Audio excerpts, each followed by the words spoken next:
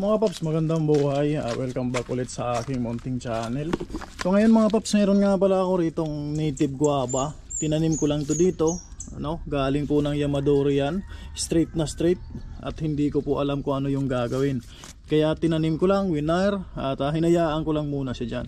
So ngayon mga paps ay susubukan natin kung ano ang maaabot ng ating imagination para masimulan yan para magawing bonsai. So tara mga paps, at kunin na po natin yan. Ito nga po at tumagos na sa lupa yung kanyang roots. Yan, subukan natin.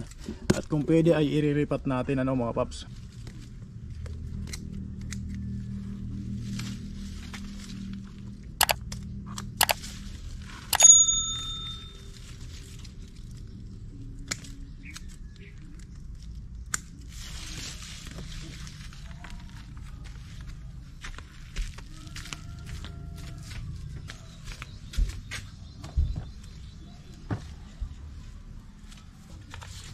So ito na nga po mga paps, at nakuha ko na. Kung mapapansin nyo, sobrang haba po nitong trunk nya.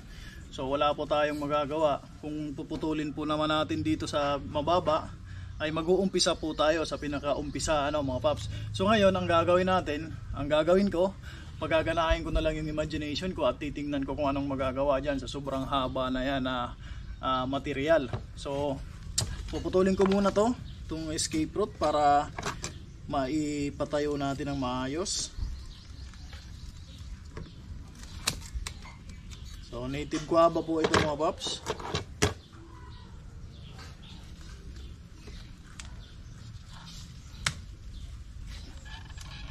Nabunot ko lang mga paps dyan sa tabi-tabi.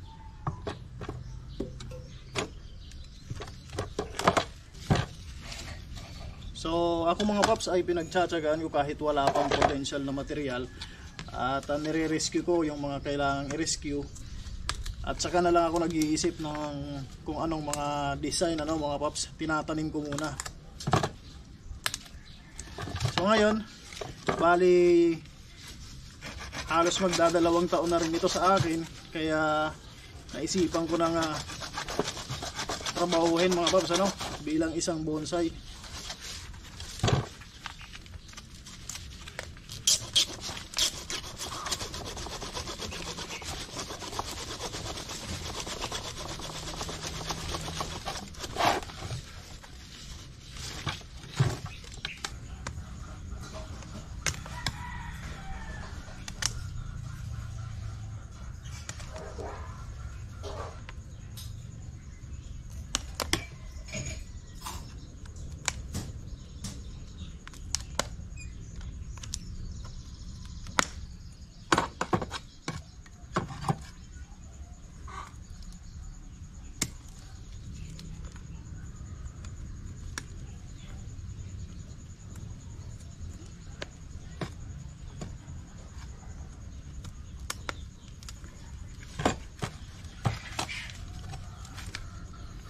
So ayan mga paps, at nalinis na natin yung escape routes, at ayan nga, at nakakatayo na siya ng maayos. So tara, tingnan natin mga paps.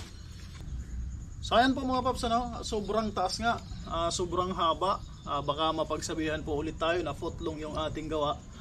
Ayan, pero titingnan natin kung anong pwede. Siguro sa tingin ko pwede siyang literati.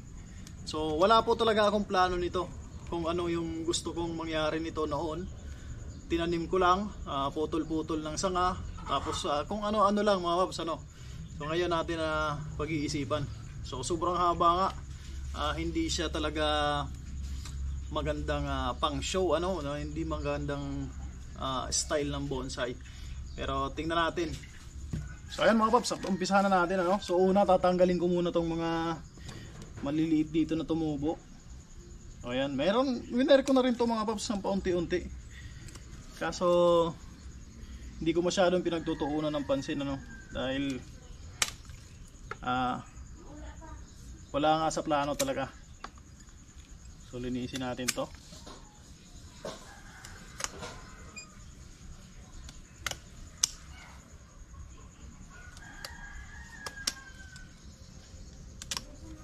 So kasi may parang ang tawag ba yan? Parang inverse taper siguro ang tawag nila dito.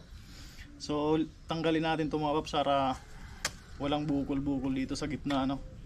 So linisin natin yan.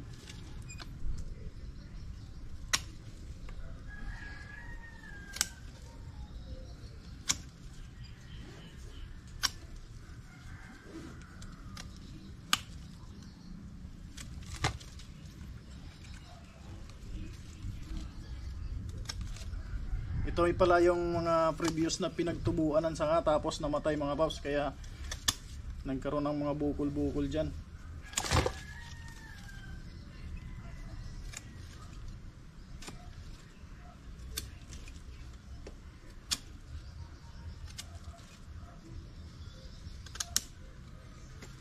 Yan. So hindi lang hotdog, footlong pa mga paps, ano? Ang haba nito. O sige lang, tingnan natin. Susunod mga paps, tatanggalin ko muna itong wire. Ano? Tanggalin ko muna itong wire dito. So meron na rin siyang wire. Pagka wala akong mapaglibangan, wire ko din. Pero hindi ko masyadong natututukan to mga paps. Dahil hindi ko nga alam, dahil ito pa lang pangit na. Sabihin naman sa atin yan ay footlong daw, hindi na hotdog, ano? O, sige lang, hayaan natin sila mga paps. Importante makagawa tayo ng gusto natin. So una, ito, puputulan ko muna to hanggang dito sa may pangalawang buds. Putulan natin yan. Dito hanggang dito sa una. Ayan. Tapos ito, tatanggalin ko tong isang branch na to.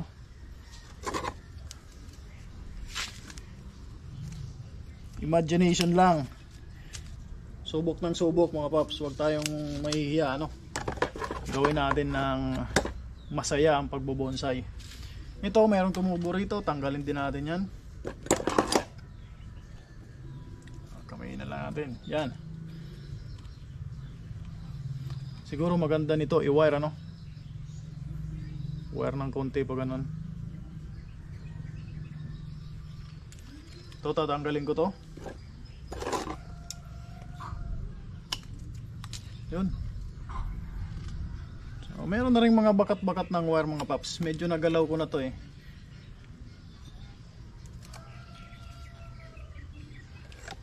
Yan, inverse taper talaga, no? Ang pangit nito tingnan. Susunod itong mahaba na to na branch, puputulan ko na rin hanggang dito. Tanggalin ko na to. Sacrificial branch na yan. Ayan. Tanggalin ko rin itong nasa gitna, nasa parang singit.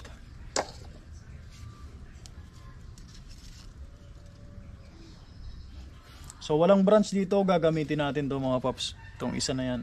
Mapapansin nyo, kung wala yan, walang branch dito sa part na to. Namatay yung branch kasi dyan dahil napapabayaan. So gagamitin natin to, isa na to. Pwede to dito. Ito, parang pangit siya dito. Nandito siya sa curve. So tatanggalin na rin natin yan. Halos walang matitira. Yan.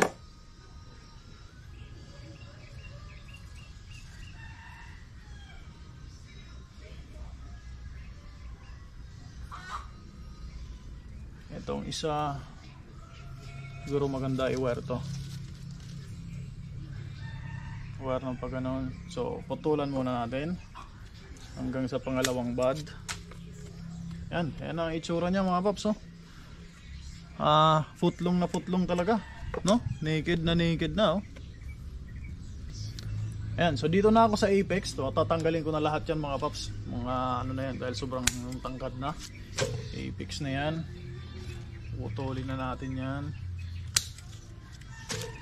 Yan. Ito ganun din, buwasan na rin natin yan. Ito ganun din. So yan, yan na ang kinalabasan. Naked. So wire na natin mga paps. So ganyang itsura mga paps. Ewan ko lang kung matatawag mo yan na bonsai, ano. Pero sa tingin ko pwede siyang pasok siguro siya sa literati style, ano. So tin trunk, tapos unusual movement mga paps. Pero ewan ko lang doon sa mga master natin kung anong tawag yan. So tara, at iwa-wire ko na nga. Wire muna tayo. Tingnan natin kung hanggang saan.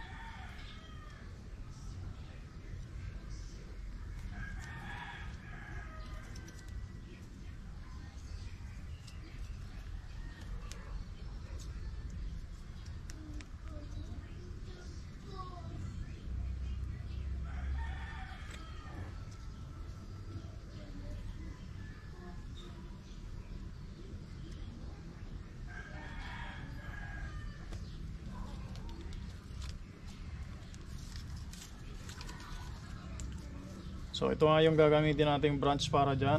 So ididikit natin siya. Sana ay mag-fuse ano. Tingnan natin.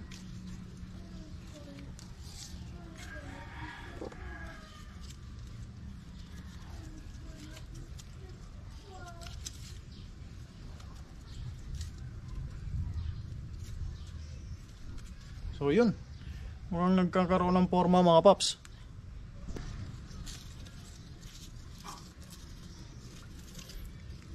Ayan na po siya. Asog natin konti. So putulin natin yung wire.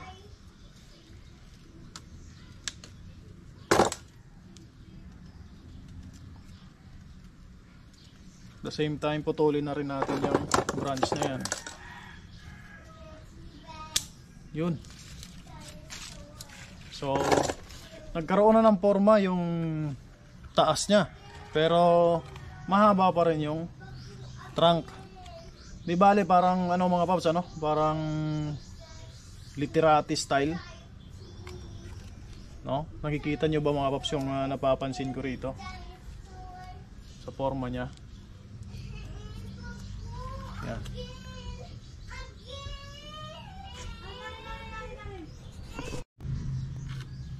So yan, ito naman ang isusunod nating i-wire. I-bend ko lang to ng konti.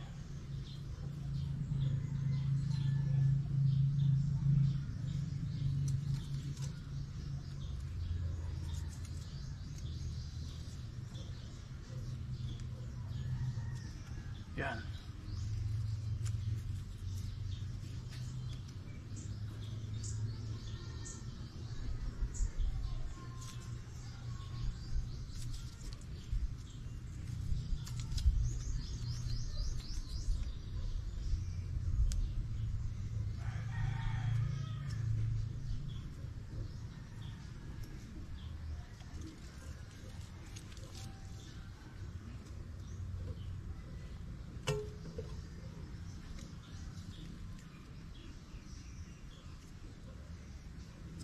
So ayun na siya mga pops. Ayan na no. So puputulin natin ito. Pwede natin i-wire. I-wire din natin yan. Subukan natin pag winire natin.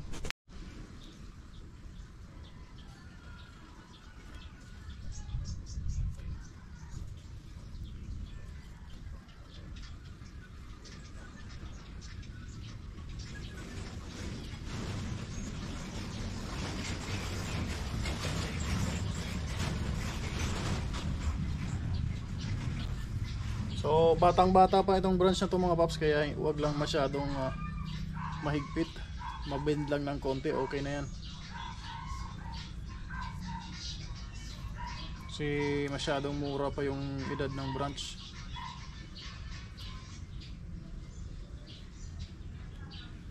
Ibibend lang natin ng konti. Yan. Tapos syempre putol. Yan.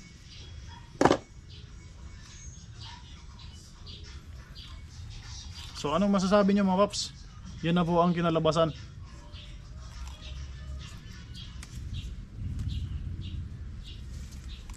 Yan na po ang kinalabasan niya. Ayan o, footlong. Pero kung imamarkot to, kung i-correct, pwedeng imarkot siya dito hanggang dito sa part na to. Ano? Imarkot. So, mayroon na kaagad siyang forma. So, ayan na po siya mga paps. Susunod ay iriripat natin. Ano? Lalagay natin sa mababaw na pot. So, pwede kaya rito. Ito yung pinagtanggalan ko ng isang guava. Meron ako rito pot. Training pot. Ayan. So, yan. Meron na siyang soil medium, ano? Konti. So, mas mababaw, pero malapad naman. So, pwede siguro dyan. Ayan, no? So, tingin nyo mga paps. So, subukan natin. I-uproot ko at itatry ko rito kung pwede. Kung hindi ay hahanap tayo ng ibang pot. So madali lang itong i-uproot kasi nasa plastic bottle.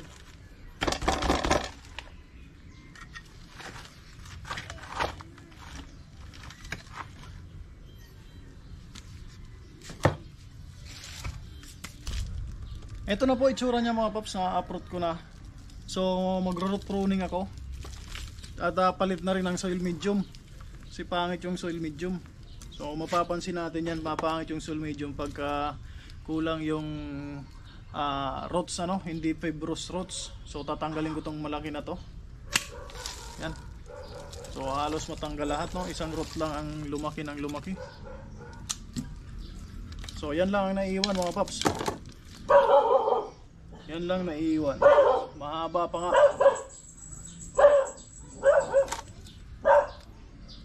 Bawasan pa natin tong, tanggalin pa natin tong parang mga potato na to. Mga roots na lumaki. Pag ganyan mga paps na iilang roots lang yung lumaki, hindi fibrous roots at yung kanyang roots, hindi maganda yung soil medium yan. Medyo matigas, no. Maganda sana kung coarse yung soil, dadami yan siya. So yan lang naiwan. So sa tingin ko hindi siya bagay dito mga paps. Ay, kunin natin to.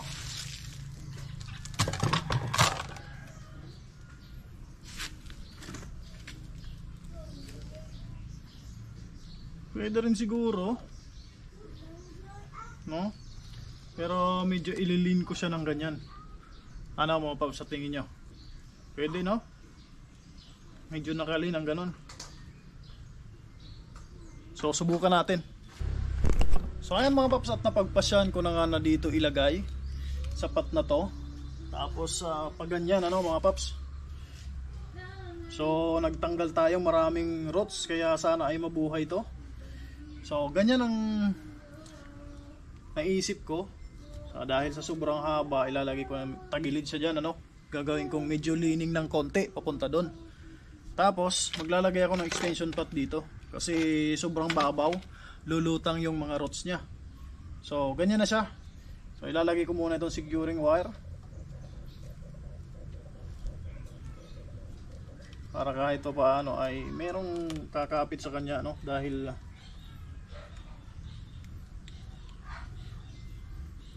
yan.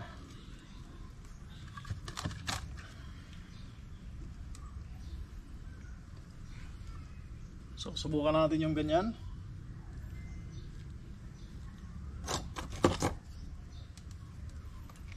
So sana ay hindi masyadong na-stress, ano, kasi tinanggal natin yung malalaking roots.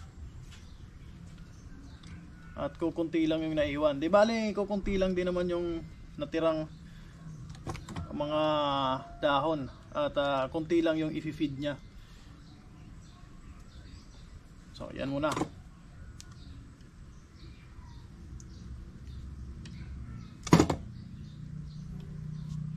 So ayan muna siya mga paps. So ganyan, ganyan, no, cleaning. So lalagyan ko na ng soil medium.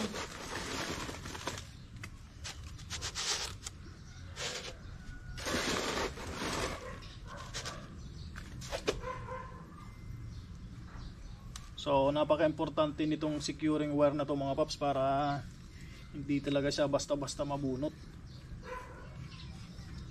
So hotdog na hotdog mga paps, no? Pero pwede siyang literati style, ha? Na ano ko sa kanya, yung na-picture out ko sa kanya, literati style. Tapos lalaki natin tong extension.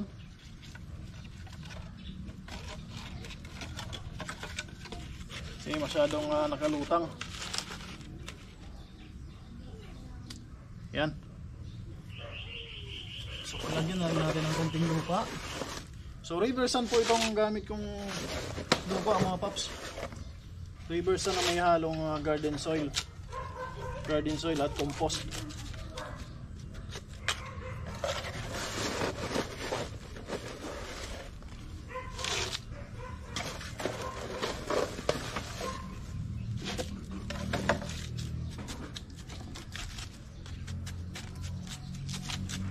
So kinakamay ko na lang yung pagsiksik para masiksik natin ang todo.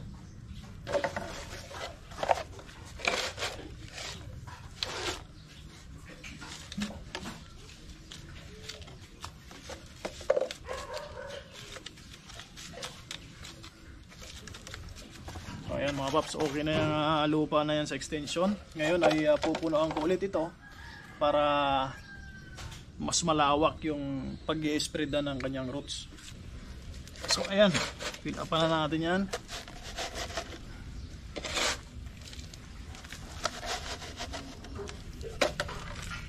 Siksikin natin ang maigi. So hindi na ako magdidilig nito mga paps kasi basa naman yung lupa dahil maulan. Basa yung ating soil medium. So hindi na kailangan idiligin.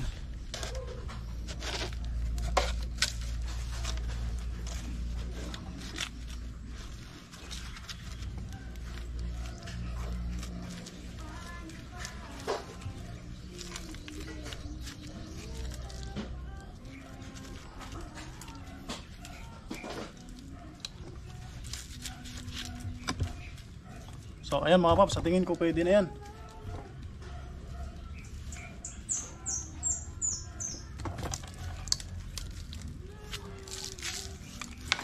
So medyo madumi, makaalat. So mga paps, ito na po yung kinalabasan. Sa susunod po, ang susunod po na step, ilalagay ko muna yan sa lilim para hindi ma-dry mga paps, dahil masyado nating ginalaw yung roots. Maraming roots yung nabawas. Sana maka-adapt muna siya agad bago natin ilagay sa may sikat ng araw. So ayan na po ang kinalabasan. Satisfied po ako sa kanyang itsura ngayon, kahit medyo dito sabi nga ng isa nating kabonsai, foot long daw. So ayan, ito po yung back. Tingnan natin yung back. Yan, kahit ito pwede natin gawing front. Ayan po siya. Yan. So maraming salamat po sa inyong pagsubaybay. Sa muli po kung ako po ay baguhan pa lamang sa pagbobonsai, kaya kung meron po kayong may sasuggest ay iwanan nyo lang po sa comment section para mai-apply ko sa aking mga bonsai at sa mga susunod ko pang gagawin. Maraming salamat mga paps. Once again, iimbitahan ko po kayo na mag-subscribe kung hindi pa kayo nakapag-subscribe. At doon po sa palaging sumusuporta, sana po ay hindi kayo magsawa. Yun lamang po. Magandang buhay at happy bonsai.